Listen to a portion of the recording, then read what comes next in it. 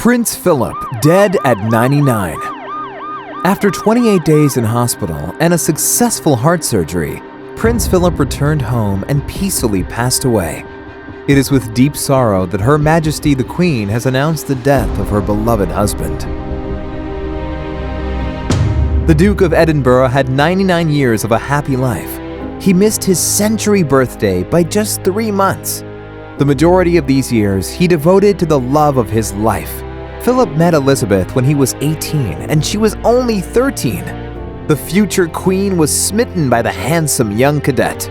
She awaited his return from the Navy and kept his photo near her bed. The young lovebirds waited until she was 21 to tie the knot. They became one of the strongest couples, inseparable to this day. And Churchill described the wedding as a bright ray of colour on the hard grey road we have to travel. But the Queen had met the man she loved, and I think has never stopped loving. Both of them were very busy, but always found time for each other.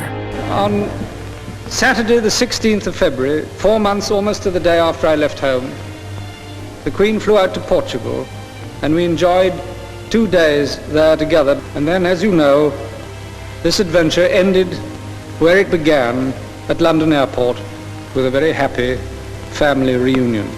Prince Philip even quit smoking the day he married the Queen. He was always a loving and supportive husband.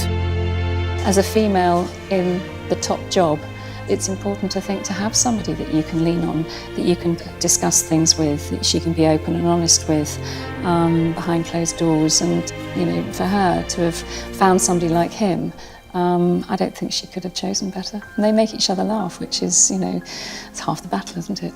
Lord Charteris, the monarch's former private secretary, once said, "Prince Philip is the only man in the world who treats the Queen simply as another human being.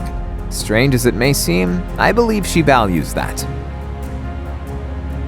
In addition to a good family man, Philip was also a daredevil. He was the first British royal to fly a helicopter, as well as the first royal to cross the Antarctic Circle. Moreover, Philip was a well-known, devoted philanthropist. He was a patron of over 800 organizations. The prince supported sport, the environment, and much more. In 1956, he launched the Duke of Edinburgh's award scheme, a self-improvement program for young people. Philip was also a prolific author. He wrote several books about environmentalism and animals. It's marvelous that we've got such a fantastic variety of life on this planet, and all interdependent. And I think it's absolutely riveting. And of course, he has a book about horses too. Philip played a huge part in developing the carriage driving sport. He was also a keen polo player until 1971. And Philip was a good painter as well.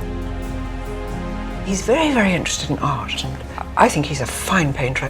One of the paintings that he showed me, I loved, and he'd done it himself. But now that he's gone, what will happen to the kingdom? It was actually planned a long time ago. It is called Operation Forth Bridge. First, Buckingham Palace will announce his death. Usually, they do it when the person is on their deathbed. But they did it differently this time for Prince Philip. Then, the country will enter a period of national mourning. The Duke of Edinburgh is entitled to a full state funeral, but everyone knows Philip hated any fuss around him. So he would have preferred something much more discreet. Philip hoped to have a private service at St. George's Chapel. He wanted a military-style funeral with a burial at Frogmore Gardens. It is not clear how it would go during the pandemic. The prince has been heavily involved in planning his funeral. He had multiple health scares during recent years.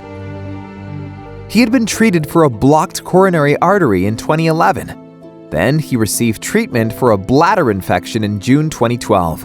He even missed the Queen's Diamond Jubilee celebrations. Philip also had exploratory surgery on his abdomen. In 2014, he began using hearing aids at the age of 93. Soon after this, he retired from public duty. In 2018, Philip went through a difficult but planned surgery. He received a hip replacement and spent 9 days in hospital. Fortunately, the operation went perfectly well for the prince. A month later, he was seen healthy and energetic. The man was walking unaided at Harry and Meghan's wedding. But later in 2019, something horrible happened. Prince Philip was driving by himself and got into a car crash. His Land Rover collided with a Kia and landed on its side. It all happened after Philip pulled out of a driveway. Prince Philip was miraculously not hurt. He was tough and fought for his life multiple times. Unfortunately, this time, his health let him down, just a few months away from turning 100 years old. Nevertheless, he lived an amazing life and made history. Prince Philip will be missed by millions of people. Rest in peace. June 10th, 1921 to April 9th, 2021.